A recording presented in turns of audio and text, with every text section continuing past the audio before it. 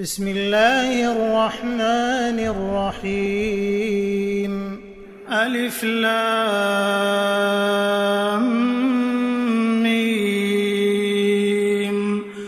ذلك الكتاب لا ريب فيه هدى للمتقين الذين يؤمنون بالغيب ويقيمون الصلاة ومما رزقناهم ينفقون والذين يؤمنون بما أنزل إليك وما أنزل من قبلك وبالآخرة هم يوقنون أولئك على هدى من ربهم وأولئك هم المفلحون. إن الذين كفروا سواء عليهم أأنذرتهم أم لم تنذرهم لا يؤمنون. ختم الله على قلوبهم وعلى سمعهم وعلى أبصارهم غشاوة ولهم عذاب عظيم.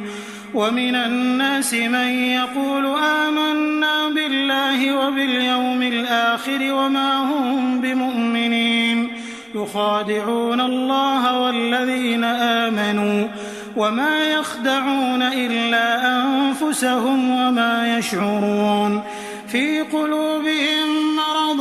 فزادهم الله مرضا ولهم عذاب أليم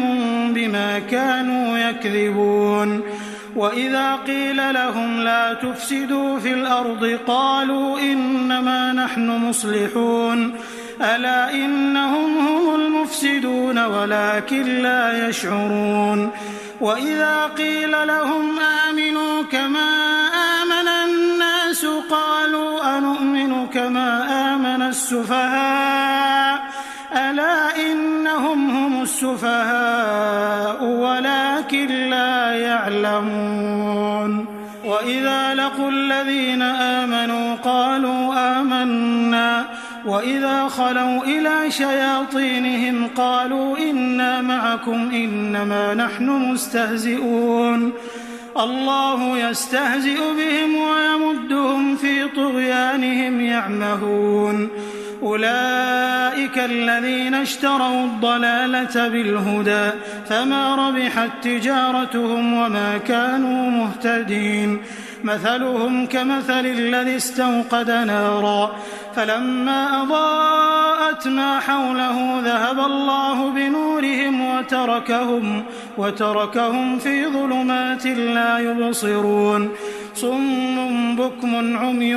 فهم لا يرجعون. أو كصيب من السماء فيه ظلمات ورعد وبرق يجعلون أصابعهم في آذانهم من الصواعق حذر الموت والله محيط بالكافرين. يكاد البرق يخطف أبصارهم كلما أضاء لهم مشوا فيه وإذا أظلم عليهم قاموا ولو شاء الله لذهب بسمعهم وأبصارهم إن الله على كل شيء قدير. يا أيها الناس اعبدوا ربكم الذي خلقكم والذين من قبلكم لعلكم تتقون الذي جعل لكم الأرض فراشا والسماء بناء وأنزل من السماء ماء فأخرج به من الثمرات رزقا لكم فلا تجعلوا لله أندادا وأنتم تعلمون. وإن كنتم في ريب مما نزلنا على عبدنا فأتوا بسورة من مثله وادعوا شهداءكم من دون الله إن كنتم صادقين. فإن لم تفعلوا ولن تفعلوا فاتقوا النار التي وقودها الناس والحجارة أعدت للكافرين. وبشر الذين آمنوا وعملوا الصالحات أن لهم جنات تجري من تحتها الأنهار كلما رزقوا منها من ثمرة رزقا قالوا هذا الذي رزقنا من قبل وأتوا به متشابها ولهم فيها أزواج مطهرة وهم فيها خالدون إن الله لا يستحيي أن يضرب مثلا ما بعوضة فما فوقها فأما الذين آمنوا فيعلمون أنه الحق من ربهم وأما الذين كفروا فيقولون ماذا أراد الله بهذا مثلا يضل به كثيرا ويهدي به كثيرا وما يضل به إلا الفاسقين الذين ينقضون عهد الله من بعد ميثاقه ويقطعون ما أمر الله به أن يوصل ويفسدون في الأرض أولئك هم الخاسرون كيف تكفرون بالله وكنتم أمواتا فأحياكم ثم يميتكم ثم يحييكم ثم إليه ترجعون هو الذي خلق لكم ما في الأرض جميعا ثم استوى إلى السماء فسواهن 7 سماوات وهو بكل شيء عليم وإذ قال ربك للملائكة إني جاعل في الأرض خليفة قالوا أتجعل فيها من يفسد فيها ويسفك الدماء ونحن نسبح بحمدك ونقدس لك قال إني أعلم ما لا تعلمون وعلم آدم الأسماء كلها ثم عرضهم على الملائكة فقال أنبئوني بأسماء هؤلاء إن كنتم صادقين قالوا سبحانك لا علم لنا إلا ما علمتنا إنك أنت العليم الحكيم قال يا آدم أنبئهم بأسمائهم فلما أنبأهم بأسمائهم قال ألم أقل لكم إني أعلم غيب السماوات والأرض وأعلم ما تبدون وما كنتم تكتمون وإذ قلنا للملائكة اسجدوا لآدم فسجدوا إلا إبليس أبى واستكبر وكان من الكافرين وقلنا يا آدم اسكن أنت وزوجك الجنة وكلا منها رغدا حيث شئتما ولا تقربا هذه الشجرة فتكونا من الظالمين فأزلهما الشيطان عنها فأخرجهما مما كانا فيه وقلنا اهبطوا بعضكم لبعض عدو ولكم في الأرض مستقر ومتاع إلى حين فتلقى آدم من ربه كلمات فتاب عليه إنه هو التواب الرحيم قلنا اهبطوا منها جميعا فإما يأتينكم مني هدى فمن تبع هداي فلا خوف عليهم ولا هم يحزنون والذين كفروا وكذبوا بآياتنا أولئك أصحاب النار هم فيها خالدون يا بني إسرائيل اذكروا نعمتي التي أنعمت عليكم وأوفوا بعهدي أوف بعهدكم وإياي فارهبون وآمنوا بما أنزلت مصدقا لما معكم ولا تكونوا أول كافر به ولا تشتروا بآياتي ثمنا قليلا وإياي فاتقون ولا تلبسوا الحق بالباطل وتكتموا الحق وأنتم تعلمون وأقيموا الصلاة وآتوا الزكاة واركعوا مع الراكعين أتأمرون الناس بالبر وتنسون أنفسكم وأنتم تتلون الكتاب أفلا تعقلون واستعينوا بالصبر والصلاة وإنها لكبيرة إلا على الخاشعين الذين يظنون أنهم ملاقو ربهم وأنهم إليه راجعون يا بني إسرائيل اذكروا نعمتي التي أنعمت عليكم وأني فضلتكم على العالمين واتقوا يوما لا تجزي نفس عن نفس شيئا ولا يقبل منها شفاعة ولا يؤخذ منها عدل ولا هم ينصرون وإذ نجيناكم من آل فرعون يسومونكم سوء العذاب يذبحون أبناءكم ويستحيون نساءكم وفي ذلكم بلاء من ربكم عظيم وإذ فرقنا بكم البحر فأنجيناكم وأغرقنا آل فرعون وأنتم تنظرون وإذ واعدنا موسى 40 ليلة ثم اتخذتم العجل من بعده وأنتم ظالمون ثم عفونا عنكم من بعد ذلك لعلكم تشكرون وإذ آتينا موسى الكتاب والفرقان لعلكم تهتدون وإذ قال موسى لقومه يا قوم إنكم ظلمتم أنفسكم باتخاذكم العجل فتوبوا إلى بارئكم فاقتلوا أنفسكم ذلكم خير لكم عند بارئكم فتاب عليكم إنه هو التواب الرحيم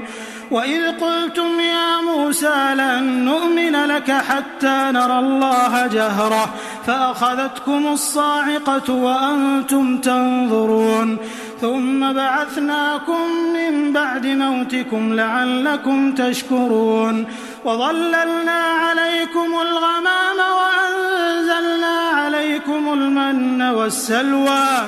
كلوا من طيبات ما رزقناكم وما ظلمونا ولكن كانوا أنفسهم يظلمون وإذ قلنا ادخلوا هذه القرية فكلوا منها حيث شئتم رغدا وادخلوا الباب سجدا وقولوا حطة نغفر لكم خطاياكم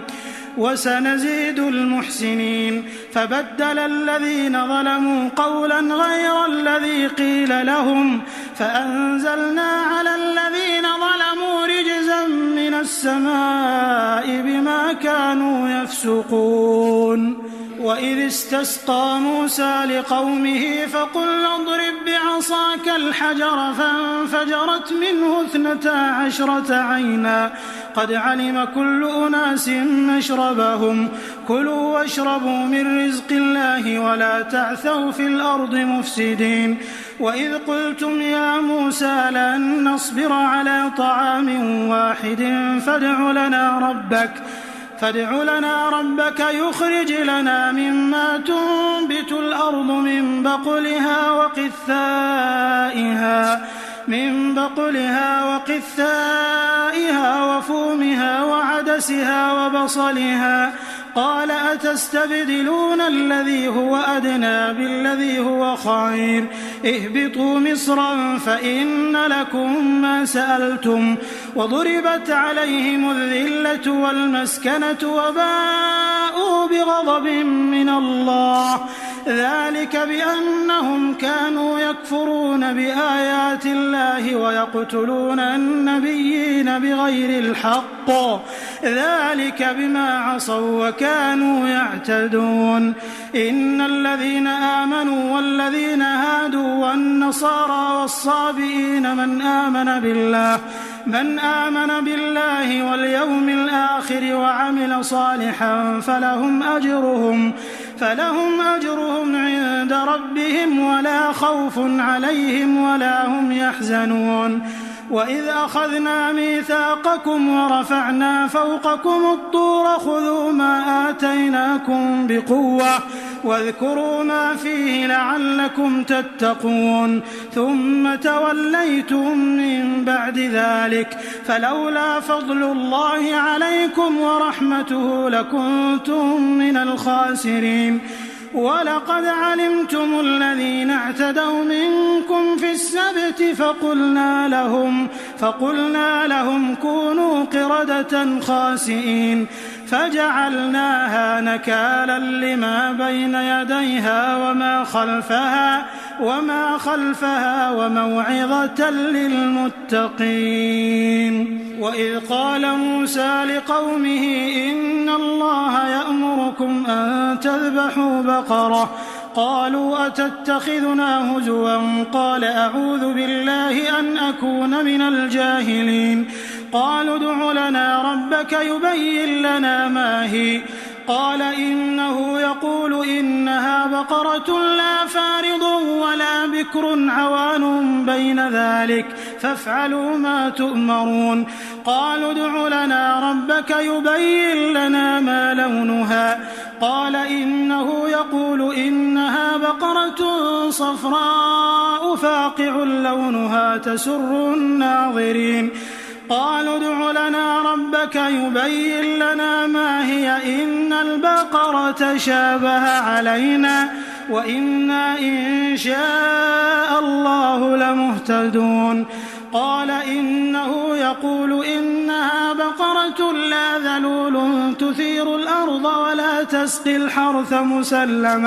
مسلمة لا شية فيها قالوا الآن جئت بالحق فذبحوها وما كادوا يفعلون وإذ قتلتم نفسا فادارأتم فيها والله مخرج ما كنتم تكتمون فقلنا اضربوه ببعضها كذلك يحيي الله الموتى ويريكم آياته لعلكم تعقلون ثم قست قلوبكم من بعد ذلك فهي كالحجارة أو أشد قسوة وإن من الحجارة لما يتفجر منه الأنهار وإن منها لما يشقق فيخرج منه الماء وإن منها لما يهبط من خشية الله وما الله بغافل عما تعملون أفتطمعون أن يؤمنوا لكم وقد كان فريق منهم يسمعون كلام الله ثم يحرفونه من بعد ما عقلوه وهم يعلمون وإذا لقوا الذين آمنوا قالوا آمنا وإذا خلا بعضهم إلى بعض قالوا أتحدثونهم بما فتح الله عليكم ليحاجوكم به عند ربكم أفلا تعقلون أولا يعلمون أن الله يعلم ما يسرون وما يعلنون ومنهم أميون لا يعلمون الكتاب إلا أماني وإن هم إلا يظنون فويل للذين يكتبون الكتاب بأيديهم ثم يقولون هذا من عند الله ليشتروا به ثمنا قليلا فويل لهم مما كتبت أيديهم وويل لهم مما يكسبون وقالوا لن تمسنا النار إلا أياما معدودة قل أتخذتم عند الله عهدا فلن يخلف الله عهده أم تقولون على الله ما لا تعلمون بلى من كسب سيئة وأحاطت به خطيئته فأولئك أصحاب النار هم فيها خالدون والذين آمنوا وعملوا الصالحات أولئك أصحاب الجنة هم فيها خالدون وإذ أخذنا ميثاق بني إسرائيل لا تعبدون إلا الله وبالوالدين إحسانا وذي القربى واليتامى والمساكين وقولوا للناس حسنا وأقيموا الصلاة وآتوا الزكاة ثم توليتم إلا قليلا منكم وأنتم معرضون.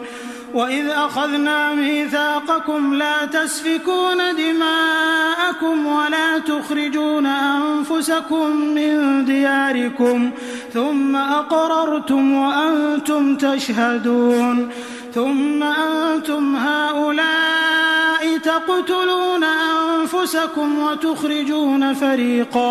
وتخرجون فريقا منكم من ديارهم تظاهرون عليهم بالإثم والعدوان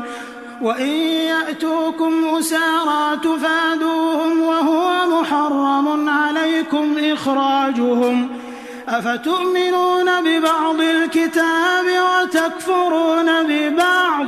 فما جزاء من يفعل ذلك منكم إلا خزي في الحياة الدنيا ويوم القيامة يردون إلى أشد العذاب وما الله بغافل عما تعملون. أولئك الذين اشتروا الحياة الدنيا بالآخرة فلا يخفف عنهم العذاب ولا هم ينصرون. ولقد آتينا موسى الكتاب وقفينا من بعده بالرسل وآتينا عيسى ابن مريم البينات وأيدناه بروح القدس أفكلما جاءكم رسول بما لا تهوى أنفسكم استكبرتم ففريقا كذبتم وفريقا تقتلون وقالوا قلوبنا غلف بل لعنهم الله بكفرهم فقليلا ما يؤمنون. ولما جاءهم كتاب من عند الله مصدق لما معهم وكانوا من قبل يستفتحون على الذين كفروا فلما جاءهم ما عرفوا كفروا به فلعنة الله على الكافرين. بئس ما اشتروا به أنفسهم أن يكفروا بما أنزل الله بغيا أن ينزل الله من فضله على من يشاء من عباده فباءوا بغضب على غضب وللكافرين عذاب مهين. وإذا قيل لهم آمنوا بما أنزل الله قالوا نؤمن بما أنزل علينا ويكفرون بما وراءه وهو الحق مصدقا لما معهم قل فلم تقتلون أنبياء الله من قبل إن كنتم مؤمنين. ولقد جاءكم موسى بالبينات ثم اتخذتم العجل من بعده وأنتم ظالمون. وإذ أخذنا ميثاقكم ورفعنا فوقكم الطور خذوا ما آتيناكم بقوة واسمعوا قالوا سمعنا وعصينا وأشربوا في قلوبهم العجل بكفرهم قل بئس ما يأمركم به إيمانكم إن كنتم مؤمنين.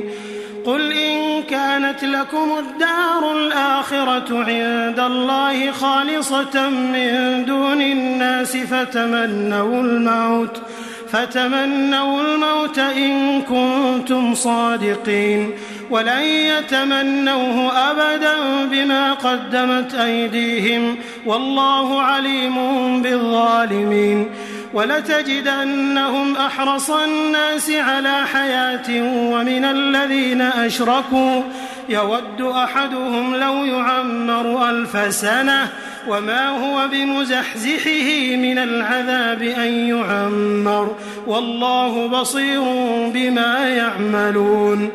قل من كان عدوا لجبريل فإنه نزله على قلبك بإذن الله مصدقا لما بين يديه وهدى وبشرى للمؤمنين من كان عدوا لله وملائكته ورسله وجبريل وميكال فإن الله عدو للكافرين ولقد أنزلنا إليك آيات بينات وما يكفر بها إلا الفاسقون أوكلما عاهدوا عهدا نبذه فريق منهم بل أكثرهم لا يؤمنون ولما جاءهم رسول من عند الله مصدق لما معهم نبذ فريق من الذين أوتوا الكتاب كتاب الله وراء ظهورهم كأنهم لا يعلمون واتبعوا ما تتلو الشياطين على ملك سليمان وما كفر سليمان ولكن الشياطين كفروا يعلمون الناس السحر وما أنزل على الملكين ببابل هاروت وماروت وما يعلمان من أحد حتى يقولا إنما نحن فتنة فلا تكفر فيتعلمون منهما ما يفرقون به بين المرء وزوجه وما هم بضارين به من أحد إلا بإذن الله ويتعلمون ما يضرهم ولا ينفعهم ولقد علموا لمن اشتراه ما له في الآخرة من خلاق ولبئس ما شروا به أنفسهم لو كانوا يعلمون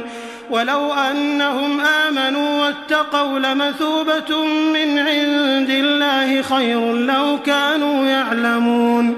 يا أيها الذين آمنوا لا تقولوا راعنا وقولوا انظرنا واسمعوا وللكافرين عذاب أليم ما يود الذين كفروا من أهل الكتاب ولا المشركين أن ينزل عليكم من خير من ربكم والله يختص برحمته من يشاء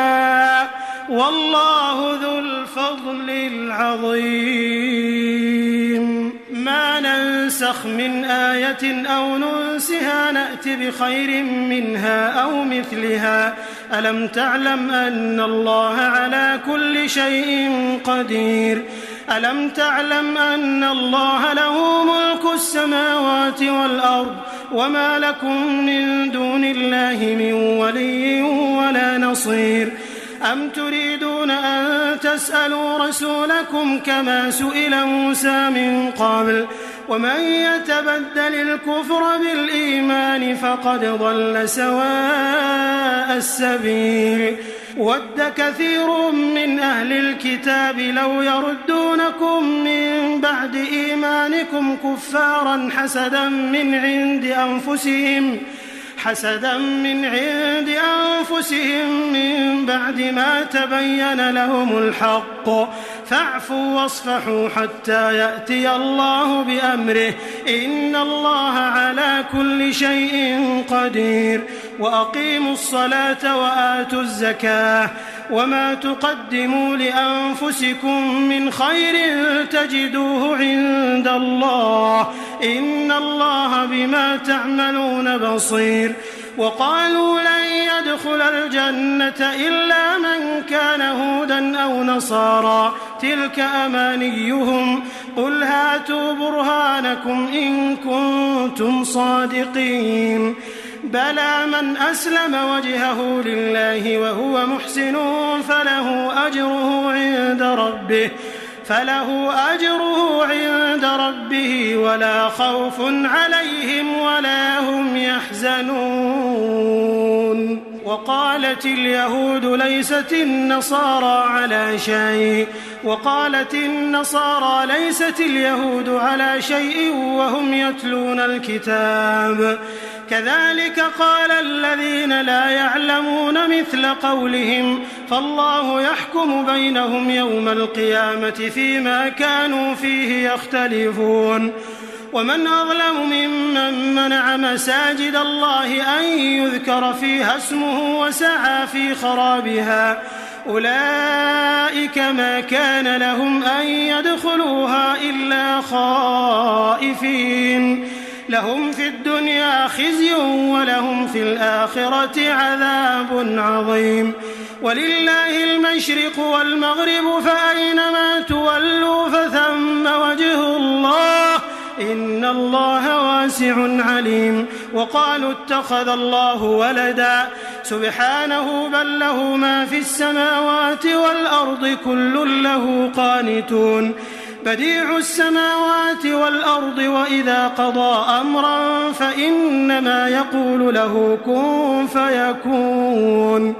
وقال الذين لا يعلمون لولا يكلمنا الله أو تأتينا آية كذلك قال الذين من قبلهم مثل قولهم تشابهت قلوبهم قد بينا الآيات لقوم يوقنون إنا أرسلناك بالحق بشيرا ونذيرا ولا تسأل عن أصحاب الجحيم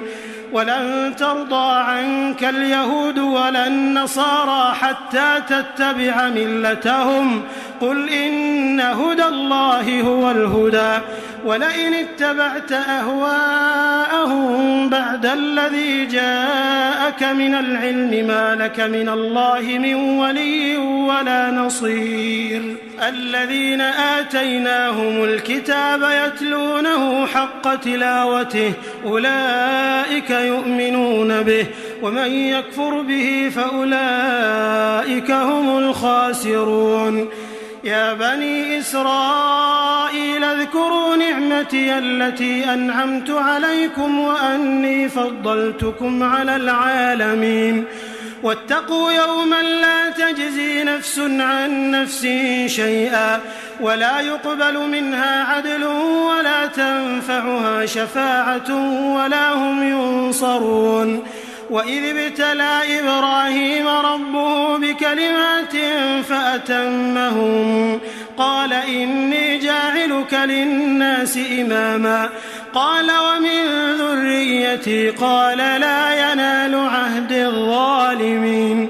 وإذ جعلنا البيت مثابة للناس وأمنا واتخذوا من مقام إبراهيم مصلى وعهدنا إلى إبراهيم وإسماعيل أن طهرا بيتي للطائفين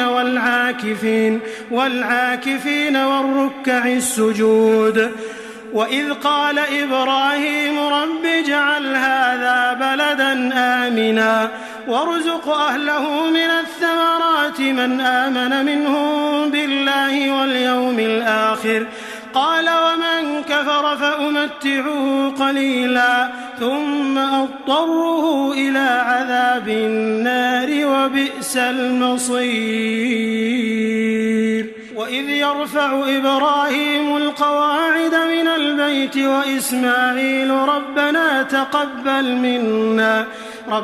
تقبل منا إنك أنت السميع العليم ربنا واجعلنا مسلمين لك ومن ذريتنا أمة مسلمة لك وأرنا مناسكنا وتب علينا إنك أنت التواب الرحيم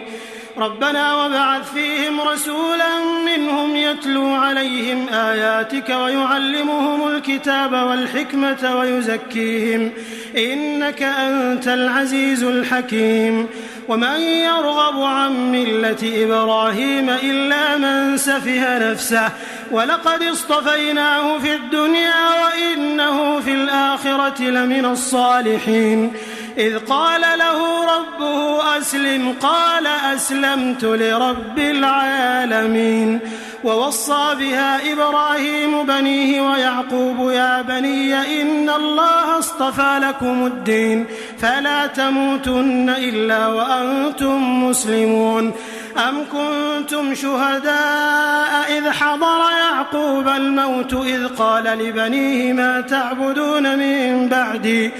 قالوا نعبد إلهك وإله آبائك إبراهيم وإسماعيل وإسحاق إلها واحدا ونحن له مسلمون. تلك أمة قد خلت لها ما كسبت ولكم ما كسبتم ولا تسألون عما كانوا يعملون. وقالوا كونوا هودا أو نصارى تهتدوا قل بل ملة إبراهيم حنيفا وما كان من المشركين. قولوا آمنا بالله وما أنزل إلينا وما أنزل إلى إبراهيم وإسماعيل وإسحاق ويعقوب والأسباط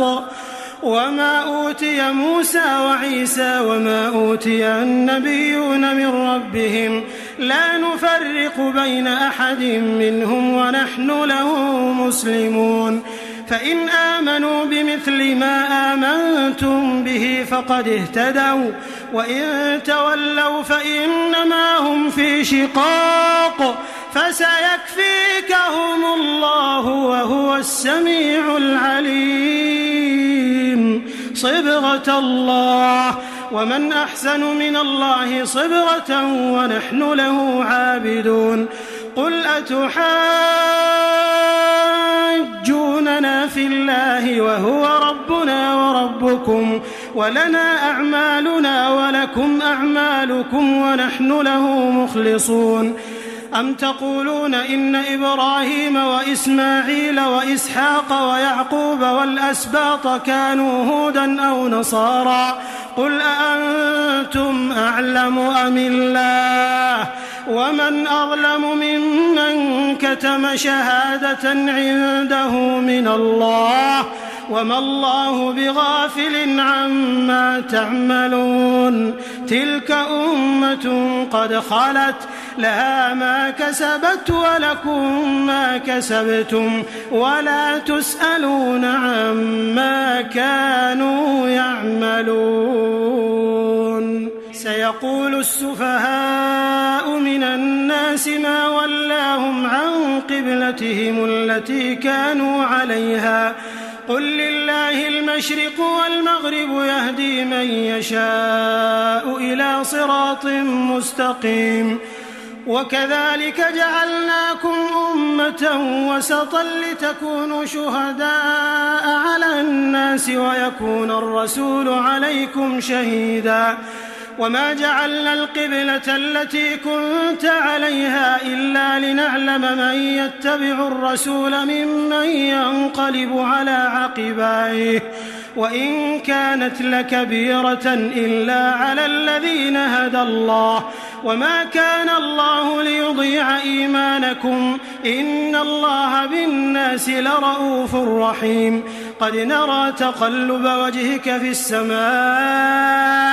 فلنولينك قبلة ترضاها فول وجهك شطر المسجد الحرام وحيث ما كنتم فولوا وجوهكم شطره وإن الذين أوتوا الكتاب ليعلمون أنه الحق من ربهم وما الله بغافل عما يعملون. ولئن أتيت الذين أوتوا الكتاب بكل آية ما تبعوا قبلتك وما أنت بتابع قبلتهم وما بعضهم بتابع قبلة بعض ولئن اتبعت أهواءهم من بعد ما جاءك من العلم إنك إذا لمن الظالمين. الذين آتيناهم الكتاب يعرفونه كما يعرفون أبناءهم وإن فريقا منهم إنهم ليكتمون الحق وهم يعلمون الحق من ربك فلا تكونن من الممترين ولكل وجهة هو موليها فاستبقوا الخيرات أينما تكونوا يأت بكم الله جميعا إن الله على كل شيء قدير ومن حيث خرجت فول وجهك شطر المسجد الحرام وإنه للحق من ربك وما الله بغافل عما تعملون ومن حيث خرجت فول وجهك شطر المسجد الحرام وحيث ما كنتم فولوا وجوهكم شطره لئلا يكون للناس عليكم حجة إلا الذين ظلموا منهم فلا تخشوهم واخشوني ولأتم نعمتي عليكم ولعلكم تهتدون كما أرسلنا فيكم رسولا منكم يتلو عليكم آياتنا ويزكيكم ويعلمكم الكتاب والحكمة ويعلمكم ما لم تكونوا تعلمون فاذكروني أذكركم واشكروا لي ولا تكفرون يا أيها الذين آمنوا استعينوا بالصبر والصلاة إن الله مع الصابرين ولا تقولوا لمن يقتل في سبيل الله أموات بل أحياء ولكن لا تشعرون ولنبلونكم بشيء من الخوف والجوع ونقص من الأموال والأنفس والثمرات وبشر الصابرين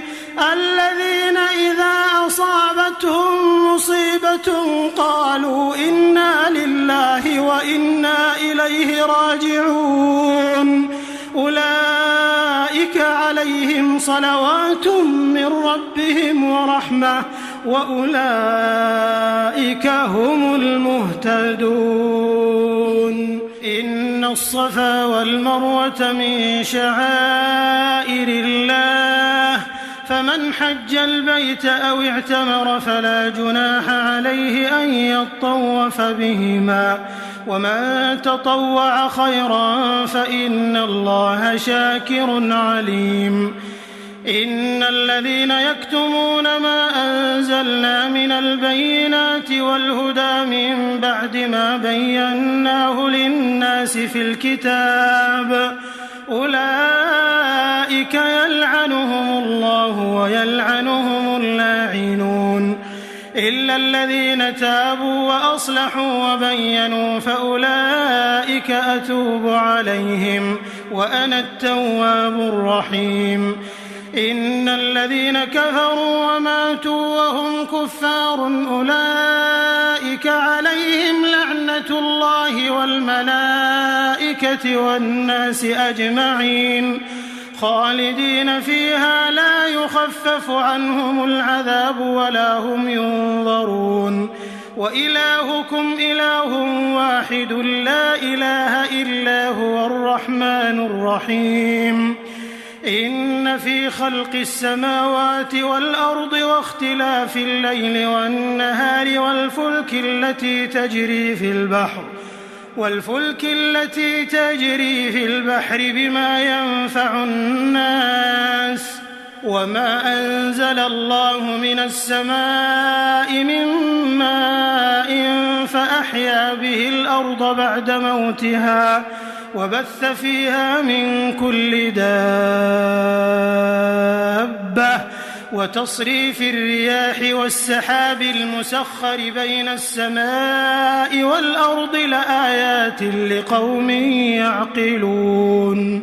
ومن الناس من يتخذ من دون الله أندادا يحبونهم كحب الله والذين آمنوا أشد حبا لله ولو يرى الذين ظلموا إذ يرون العذاب أن القوة لله جميعا وأن الله شديد العذاب إذ تبرأ الذين اتبعوا من الذين اتبعوا ورأوا العذاب وتقطعت بهم الأسباب وقال الذين اتبعوا لو أن لنا كرة فنتبرأ منهم كما تبرأوا منا كذلك يريهم الله أعمالهم حسرات عليهم وما هم بخارجين من النار يا أيها الناس كلوا مما في الأرض حلالا طيبا ولا تتبعوا خطوات الشيطان إنه لكم عدو مبين إنما يأمركم بالسوء والفحشاء وأن تقولوا على الله ما لا تعلمون وإذا قيل لهم اتبعوا ما أنزل الله قالوا بل نتبع ما ألفينا عليه آباءنا أولو كان آباؤهم لا يعقلون شيئا ولا يهتدون ومثل الذين كفروا كمثل الذي ينعق بما لا يسمع إلا دعاء ونداء صم بكم عمي فهم لا يعقلون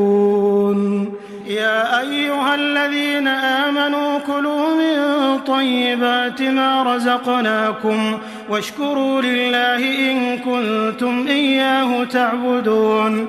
إنما حرم عليكم الميتة والدم ولحم الخنزير وما أهل به لغير الله فمن اضطر غير باغ ولا عاد فلا إثم عليه إن الله غفور رحيم إن الذين يكتمون ما أنزل الله من الكتاب ويشترون به ثمنا قليلا أولئك ما يأكلون في بطونهم إلا النار ولا يكلمهم الله يوم القيامة ولا يزكيهم ولهم عذاب أليم أولئك الذين اشتروا الضلالة بالهدى والعذاب بالمغفرة فما أصبرهم على النار ذلك بأن الله نزل الكتاب بالحق وإن الذين اختلفوا في الكتاب لفي شقاق بعيد ليس البر أن تولوا وجوهكم قبل المشرق والمغرب ولكن البر من آمن بالله واليوم الآخر والملائكة والكتاب والنبيين وآتى المال على حبه ذوي القربى واليتامى والمساكين وابن السبيل والسائلين وفي الرقاب وأقام الصلاة وآتى الزكاة والموفون بعهدهم إذا عاهدوا والصابرين في البأساء والضراء وحين البأس أولئك الذين صدقوا وأولئك هم المتقون يا أيها الذين آمنوا كتب عليكم القصاص في القتلى الحر بالحر والعبد بالعبد والأنثى بالأنثى فمن عفي له من أخيه شيء فاتباع بالمعروف وأداء إليه بإحسان ذلك تخفيف من ربكم ورحمة فمن اعتدى بعد ذلك فله عذاب أليم ولكم في القصاص حياة يا أولي الألباب لعلكم تتقون كتب عليكم إذا حضر أحدكم الموت إن ترك خيرا الوصية للوالدين والأقربين بالمعروف حقا على المتقين فمن بدله بعدما سمعه فإنما إثمه على الذين يبدلونه إن الله سميع عليم فمن خاف من موص جنفا أو إثما فأصلح بينهم فلا إثم عليه إن الله غفور رحيم يا أيها الذين آمنوا كتب عليكم الصيام كما كتب على الذين من قبلكم لعلكم تتقون أياما معدودات فمن كان منكم مريضا أو على سفر فعدة من أيام أخر وعلى الذين يطيقونه فدية طعام مسكين فمن تطوع خيرا فهو خير له وأن تصوموا خير لكم إن كنتم تعلمون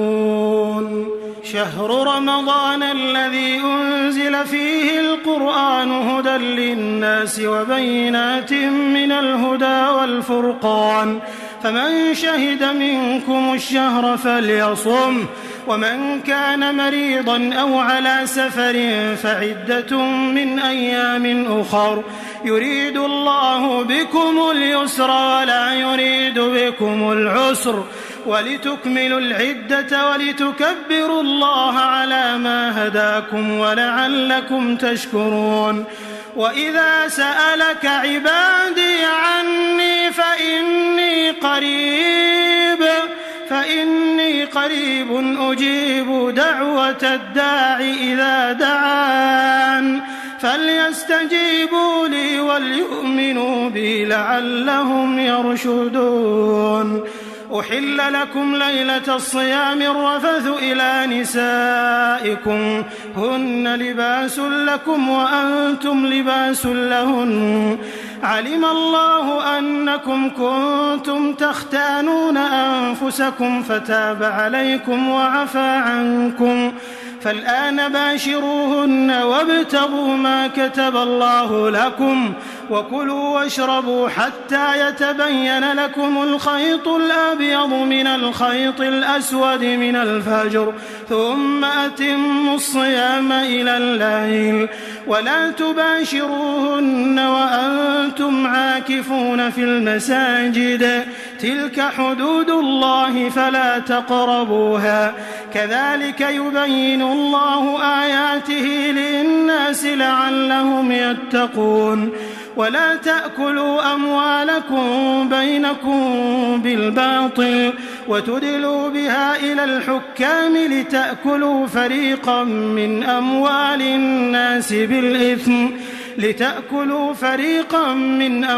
الناس بالإثم وأنتم تعلمون يسألونك عن الأهلة قل هي مواقيت للناس والحج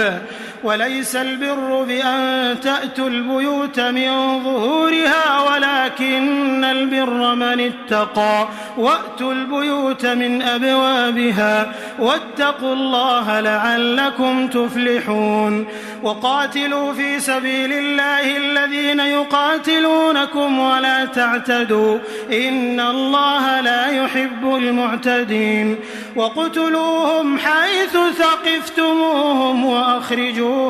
من حيث أخرجوكم والفتنة أشد من القتل ولا تقاتلوهم عند المسجد الحرام حتى يقاتلوكم فيه فإن قاتلوكم فاقتلوهم كذلك جزاء الكافرين فإن انتهوا فإن الله غفور رحيم وقاتلوهم حتى لا تكون فتنة ويكون الدين لله فإن انتهوا فلا عدوان إلا على الظالمين الشهر الحرام بالشهر الحرام والحرمات قصاص فمن اعتدى عليكم فاعتدوا عليه بمثل ما اعتدى عليكم واتقوا الله واعلموا أن الله مع المتقين وأنفقوا في سبيل الله ولا تلقوا بأيديكم إلى التهلكة وأحسنوا إن الله يحب المحسنين وأتموا الحج والعمرة لله فإن أحصرتم فما استيسر من الهدي ولا تحلقوا رؤوسكم حتى يبلغ الهدي محله فمن كان منكم مريضا أو به أذى من رأسه ففدية من صيام أو صدقة أو نسك فإذا أمنتم فمن تمتع بالعمرة إلى الحج فما استيسر من الهدي فمن لم يجد فصيام 3 أيام في الحج و7 إذا رجعتم تلك 10 كاملة ذلك لمن لم يكن أهله حاضر المسجد الحرام واتقوا الله واعلموا أن الله شديد العقاب الحج أشهر معلومات فمن فرض فيهن الحج فلا رفث ولا فسوق ولا جدال في الحج وما تفعلوا من خير يعلمه الله وتزودوا فإن خير الزاد التقوى واتقون يا أولي الألباب ليس عليكم جناح أن تبتغوا فضلا من ربكم فإذا أفضتم من عرفات فاذكروا الله عند المشعر الحرام واذكروه كما هداكم وإن كنتم من قبله لمن الضالين ثم أفيضوا من حيث أفاض الناس واستغفروا الله إن الله غفور رحيم فإذا قضيتم مناسككم فاذكروا الله كذكركم آباءكم أو أشد ذكرا فمن الناس من يقول ربنا آتنا في الدنيا وما له في الآخرة من خلاق ومنهم من يقول ربنا آتنا في الدنيا حسنة وفي الآخرة حسنة وقنا عذاب النار أولئك لهم نصيب مما كسبوا والله سريع الحساب واذكروا الله في أيام معدودات فمن تعجل في يومين فلا إثم عليه ومن تأخر فلا إثم عليه لمن اتقى واتقوا الله واعلموا أنكم إليه تحشرون ومن الناس من يعجبك قوله في الحياة الدنيا ويشهد الله على ما في قلبه وهو ألد الخصام وإذا تولى سعى في الأرض ليفسد فيها ويهلك الحرث والنسل والله لا يحب الفساد وإذا قيل له اتق الله أخذته العزة بالإثم فحسبه جهنم ولبئس المهاد ومن الناس من يشري نفسه ابتغاء مرضات الله والله رؤوف بالعباد يا أيها الذين آمنوا ادخلوا في السلم كافة ولا تتبعوا خطوات الشيطان إنه لكم عدو مبين فإن زللتم من بعد ما جاءتكم البينات فاعلموا أن الله عزيز حكيم هل ينظرون إلا أن يأتيهم الله في ظلل من الغمام والملائكة وقضي الأمر وإلى الله ترجع الأمور سل بني إسرائيل كم آتيناهم من آية بينة ومن يبدل نعمة الله من بعد ما جاءته فإن الله شديد العقاب زين للذين كفروا الحياة الدنيا ويسخرون من الذين آمنوا والذين اتقوا فوقهم يوم القيامة والله يرزق من يشاء بغير حساب كان الناس أمة واحدة فبعث الله النبيين مبشرين ومنذرين وأنزل معهم الكتاب بالحق ليحكم بين الناس فيما اختلفوا فيه وما اختلف فيه إلا الذين أوتوه من بعد ما جاءتهم البينات بغيا بينهم فهدى الله الذين آمنوا لما اختلفوا فيه من الحق بإذنه والله يهدي من يشاء إلى صراط مستقيم. أم حسبتم أن تدخلوا الجنة ولما يأتكم مثل الذين خلوا من قبلكم مستهم البأساء والضراء وزلزلوا حتى يقول الرسول والذين آمنوا معه متى نصر الله ألا إن نصر الله قريب. يسألونك ماذا ينفقون قل ما أنفقتم من خير فللوالدين والأقربين واليتامى والمساكين وابن السبيل وما تفعلوا من خير فإن الله به عليم. كتب عليكم القتال وهو كره لكم وعسى أن تكرهوا شيئا وهو خير لكم وعسى أن تحبوا شيئا وهو شر لكم والله يعلم وأنتم لا تعلمون. يسألونك عن الشهر الحرام قتال فيه قل قتال فيه كبير وصد عن سبيل الله وكفر به والمسجد الحرام وإخراج أهله منه أكبر عند الله والفتنة أكبر من القتل ولا يزالون يقاتلونكم حتى يردوكم عن دينكم إن استطاعوا ومن يرتدد منكم عن دينه فيمت وهو كافر فأولئك حبطت أعمالهم في الدنيا والآخرة وأولئك أصحاب النار هم فيها خالدون.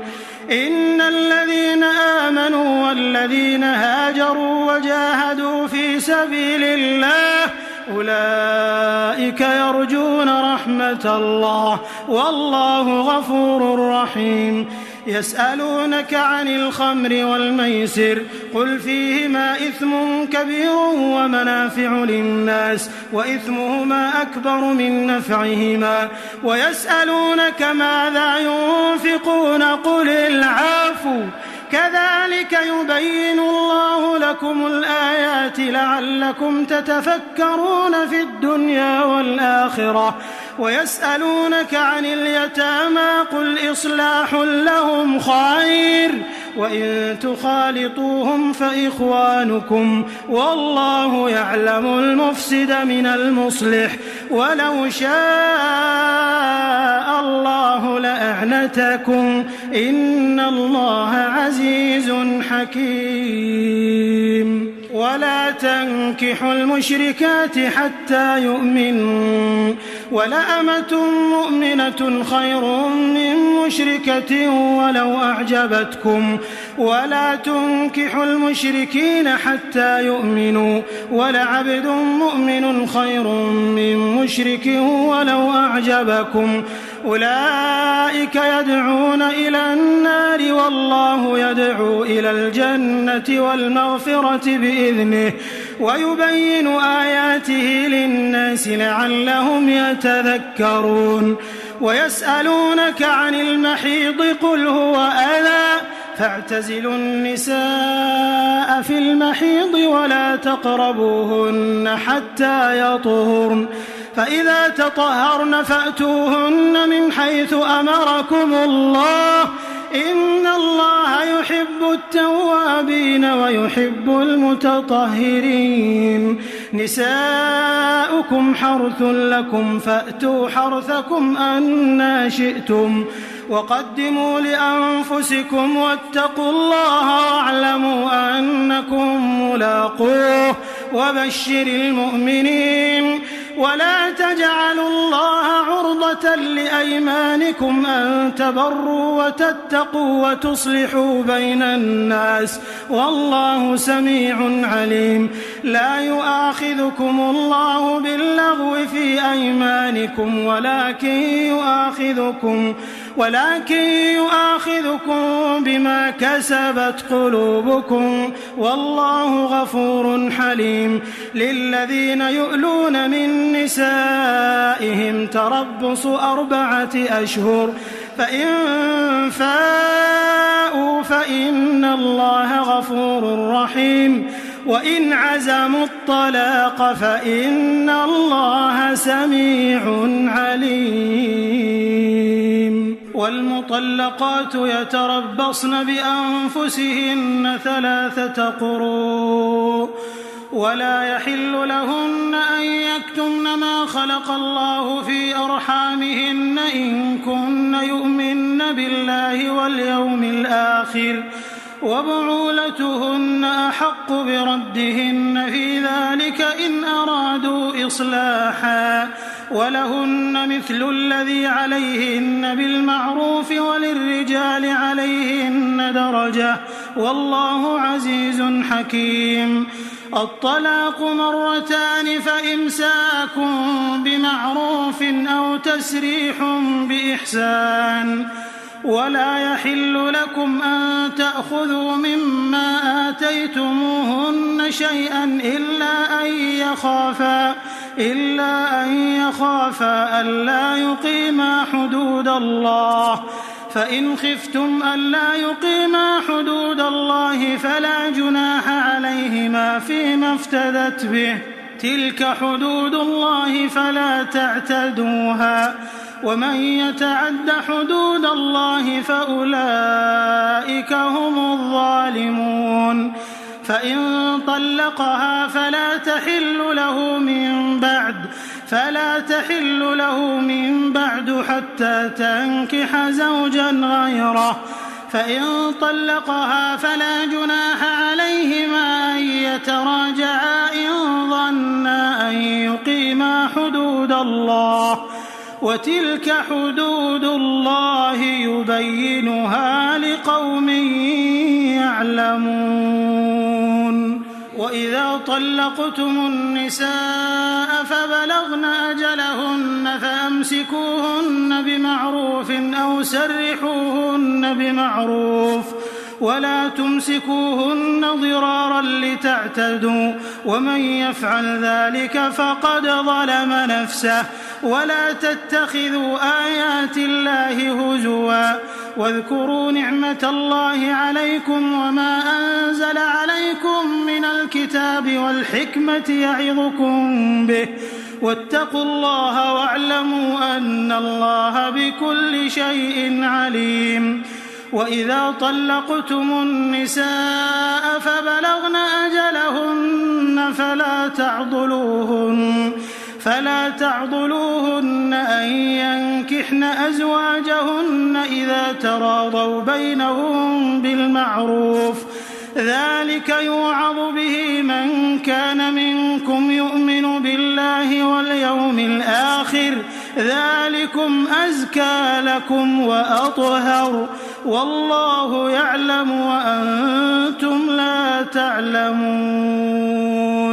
والوالدات يرضعن أولادهن حولين كاملين لمن أراد أن يتم الرضاعة وعلى المولود له رزقهن وكسوتهن بالمعروف لا تكلف نفس إلا وسعها. لا تضار والدة بولدها ولا مولود له بولده وعلى الوارث مثل ذلك. فإن أرادا فصالا عن تراض منهما وتشاور فلا جناح عليهما. وإن أردتم أن تسترضعوا أولادكم فلا جناح عليكم إذا سلمتم ما آتيتم بالمعروف. واتقوا الله واعلموا أن الله بما تعملون بصير. والذين يتوفون منكم ويذرون أزواجا يتربصن بأنفسهن 4 أشهر و10 فإذا بلغن أجلهن فلا جناح عليكم فيما فعلن في أنفسهن بالمعروف والله بما تعملون خبير ولا جناح عليكم فيما عرضتم به من خطبة النساء أو أكننتم في أنفسكم علم الله أنكم ستذكرونهن ولكن لا تواعدوهن سرا إلا أن تقولوا قولا معروفا ولا تعزموا عقدة النكاح حتى يبلغ الكتاب أجله واعلموا أن الله يعلم ما في أنفسكم فاحذروه واعلموا أن الله غفور حليم لا جناح عليكم إن طلقتم النساء ما لم تمسوهن أو تفرضوا لهن فريضة ومتعوهن على الموسع قدره وعلى المقتر قدره متاعا بالمعروف حقا على المحسنين وإن طلقتموهن من قبل أن تمسوهن وقد فرضتم لهن فريضة فنصف ما فرضتم إلا أن يعفون أو يعفو الذي بيده عقدة النكاح وأن تعفوا أقرب للتقوى ولا تنسوا الفضل بينكم إن الله بما تعملون بصير حافظوا على الصلوات والصلاة الوسطى وقوموا لله قانتين فإن خفتم فرجالا أو ركبانا فإذا أمنتم فاذكروا الله كما علمكم ما لم تكونوا تعلمون والذين يتوفون منكم ويذرون أزواجا وصية لأزواجهم متاعا إلى الحول غير إخراج فإن خرجن فلا جناح عليكم فيما فعلن في أنفسهن من معروف والله عزيز حكيم وللمطلقات متاع بالمعروف حقا على المتقين كذلك يبين الله لكم آياته لعلكم تعقلون ألم تر إلى الذين خرجوا من ديارهم وهم ألوف حذر الموت فقال لهم الله موتوا ثم أحياهم إن الله لذو فضل على الناس ولكن أكثر الناس لا يشكرون وقاتلوا في سبيل الله واعلموا أن الله سميع عليم من ذا الذي يقرض الله قرضا حسنا فيضاعفه له أضعافا كثيرة والله يقبض ويبسط وإليه ترجعون ألم تر إلى الملأ من بني إسرائيل من بعد موسى إذ قالوا لنبي له مبعث لنا ملكا نقاتل في سبيل الله قال هل عسيتم إن كتب عليكم القتال ألا تقاتلوا قالوا وما لنا ألا نقاتل في سبيل الله وقد أخرجنا من ديارنا وأبنائنا فلما كتب عليهم القتال تولوا إلا قليلا منهم والله عليم بالظالمين وقال لهم نبيهم إن الله قد بعث لكم طالوت ملكا قالوا أنى يكون له الملك علينا ونحن أحق بالملك منه ولم يؤت سعة من المال قال إن الله اصطفاه عليكم وزاده بسطة في العلم والجسم والله يؤتي ملكه من يشاء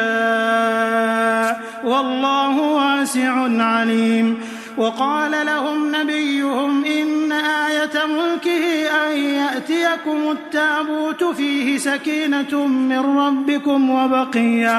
وبقية مما ترك آل موسى وآل هارون تحمله الملائكة إن في ذلك لآية لكم إن كنتم مؤمنين. فلما فصل طالوت بالجنود قال إن الله مبتليكم بنهر فمن شرب منه فليس مني ومن لم يطعمه فإنه مني إلا من اغترف غرفة بيده فشربوا منه إلا قليلا منهم. فلما جاوزه هو والذين آمنوا معه قالوا لا طاقة لنا اليوم بجالوت وجنوده. قال الذين يظنون أنهم ملاقو الله كم من فئة قليلة غلبت فئة كثيرة بإذن الله والله مع الصابرين. ولما برزوا لجالوت وجنوده قالوا ربنا أفرغ علينا صبرا وثبت أقدامنا وانصرنا على القوم الكافرين. فهزموهم بإذن الله وقتل داود جالوت وآتاه الله الملك والحكمة وعلمه مما يشاء ولولا دفع الله الناس بعضهم ببعض لفسدت الأرض ولكن الله ذو فضل على العالمين. تلك آيات الله نتلوها عليك بالحق وإنك لمن المرسلين. تلك الرسل فضلنا بعضهم على بعض منهم من كلم الله ورفع بعضهم درجات وآتينا عيسى ابن مريم البينات وأيدناه بروح القدس ولو شاء الله ما اقتتل الذين من بعدهم من بعد ما جاءتهم البينات ولكن اختلفوا فمنهم من آمن ومنهم من كفر ولو شاء الله ما اقتتلوا ولكن الله يفعل ما يريد. يا أيها الذين آمنوا أنفقوا مما رزقناكم من قبل أن يأتي يوم لا بيع فيه ولا خلة ولا شفاعة والكافرون هم الظالمون. الله لا إله إلا هو الحي القيوم لا تأخذه سنة ولا نوم له ما في السماوات وما في الأرض. من ذا الذي يشفع عنده إلا بإذنه يعلم ما بين أيديهم وما خلفهم ولا يحيطون بشيء من علمه إلا بما شاء وسع كرسيه السماوات والأرض ولا يؤوده حفظهما وهو العلي العظيم. لا إكراه في الدين قد تبين الرشد من الغي فمن يكفر بالطاغوت ويؤمن بالله فقد استمسك بالعروة الوثقى لا انفصام لها والله سميع عليم. الله ولي الذين آمنوا يخرجهم من الظلمات إلى النور والذين كفروا أولياؤهم الطاغوت يخرجونهم من النور إلى الظلمات أولئك أصحاب النار هم فيها خالدون. ألم تر إلى الذي حاج إبراهيم في ربه أن آتاه الله الملك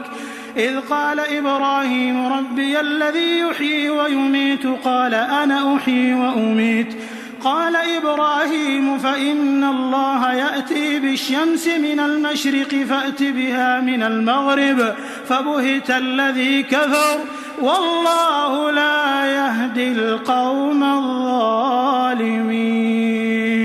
أو كالذي مر على قرية وهي خاوية على عروشها قال أنى يحيي هذه الله بعد موتها فأماته الله 100 عام ثم بعثه قال كم لبثت قال لبثت يوما أو بعض يوم قال بل لبثت 100 عام فانظر إلى طعامك وشرابك لم يتسنه وانظر إلى حمارك ولنجعلك آية للناس وانظر إلى العظام كيف ننشزها ثم نكسوها لحما فلما تبين له قال أعلم أن الله على كل شيء قدير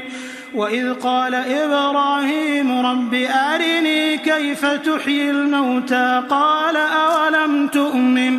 قال بلى ولكن ليطمئن قلبي قال فخذ 4 من الطير فصرهن إليك ثم اجعل على كل جبل منهن جزءا ثم ادعهن يأتينك سعيا واعلم أن الله عزيز حكيم مثل الذين ينفقون أموالهم في سبيل الله كمثل حبة أنبتت 7 سنابل في كل سنبلة 100 حبة والله يضاعف لمن يشاء والله واسع عليم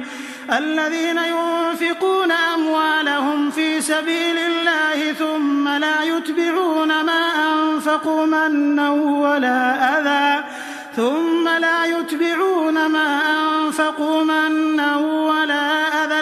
لهم أجرهم عند ربهم ولا خوف عليهم ولا هم يحزنون قول معروف ومغفرة خير من صدقة يتبعها أذى والله غني حليم يا أيها الذين آمنوا لا تبطلوا صدقاتكم بالمن والأذى كالذي ينفق ماله رئاء الناس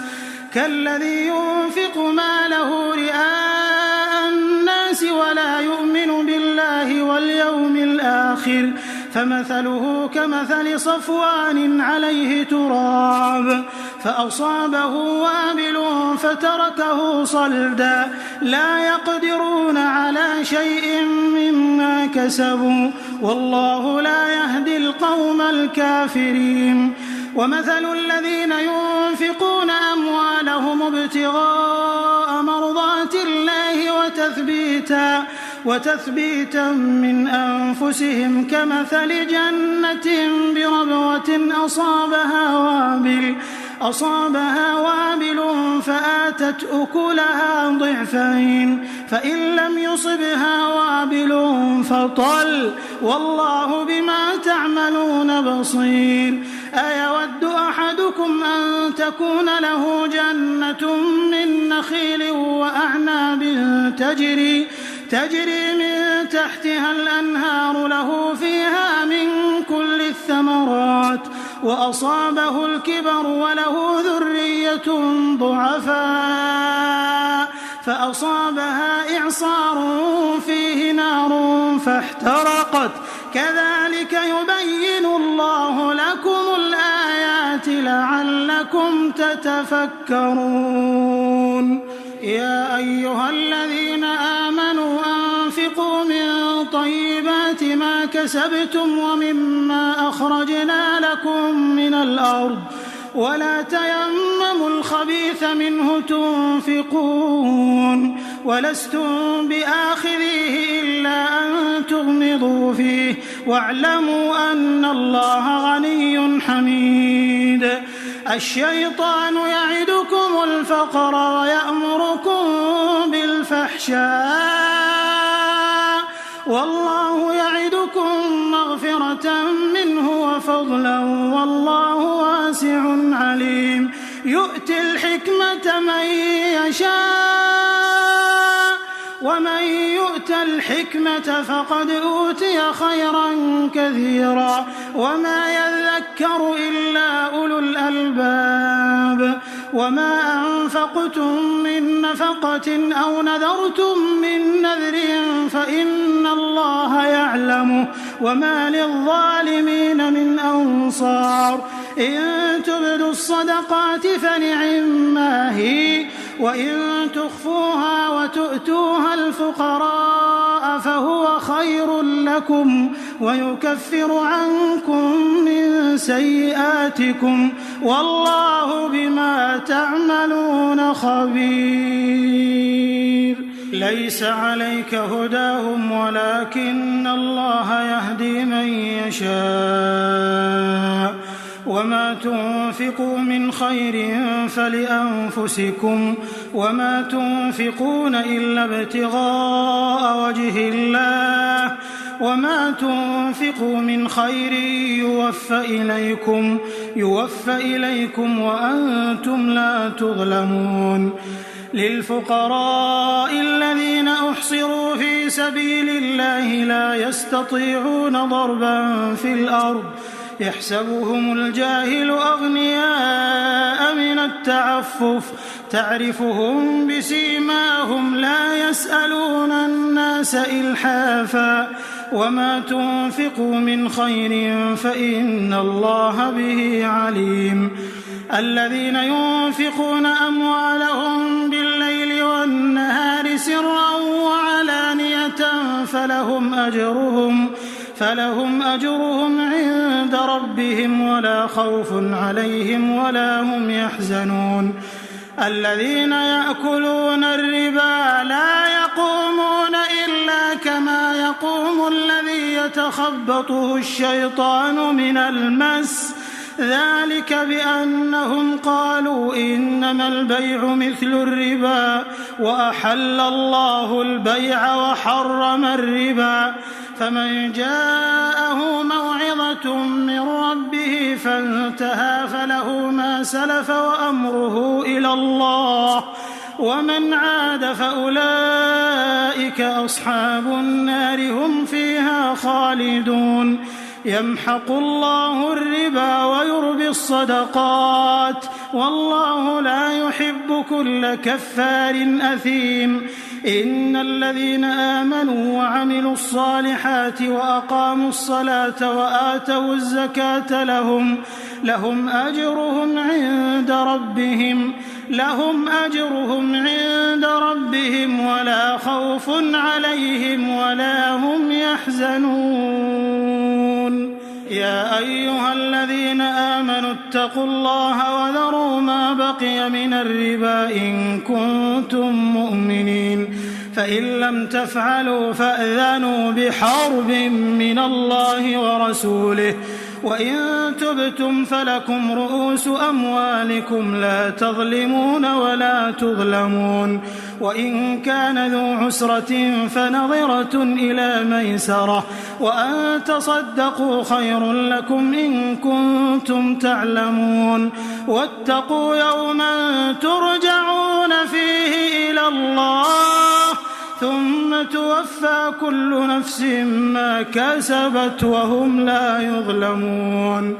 يا أيها الذين آمنوا إذا تداينتم بدين إلى أجل مسمى فاكتبوه وليكتب بينكم كاتب بالعدل ولا يأب كاتب أن يكتب كما علمه الله فليكتب وليملل الذي عليه الحق وليتق الله ربه ولا يبخس منه شيئا فإن كان الذي عليه الحق سفيها أو ضعيفا أو لا يستطيع أن يمل هو فليملل وليه بالعدل واستشهدوا شهيدين من رجالكم فإن لم يكونا رجلين فرجل وامرأتان ممن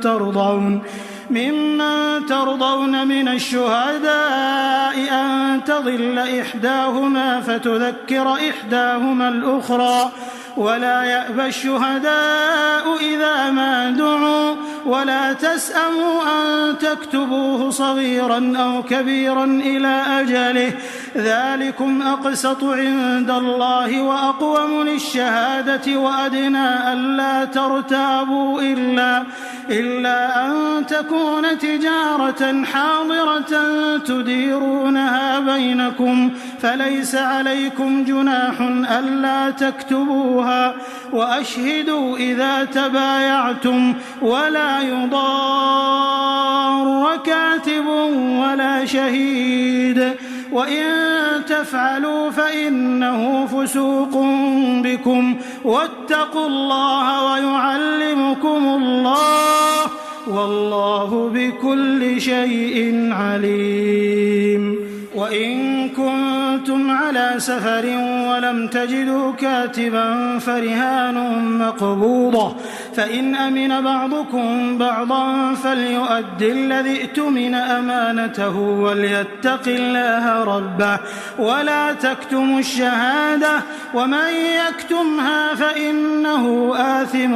قلبه والله بما تعملون عليم. لله ما في السماوات وما في الأرض وإن تبدوا ما في أنفسكم أو تخفوه يحاسبكم به الله فيغفر لمن يشاء ويعذب من يشاء والله على كل شيء قدير. آمن الرسول بما أنزل إليه من ربه والمؤمنون كل آمن بالله وملائكته وكتبه ورسله لا نفرق بين أحد من رسله وقالوا سمعنا وأطعنا غفرانك ربنا وإليك المصير. لا يكلف الله نفسا إلا وسعها لها ما كسبت وعليها ما اكتسبت ربنا لا تؤاخذنا إن نسينا أو أخطأنا ربنا ولا تحمل علينا إصرا كما حملته على الذين من قبلنا ربنا ولا تحملنا ما لا طاقة لنا به واعف عنا واغفر لنا وارحمنا أنت مولانا فانصرنا على القوم الكافرين.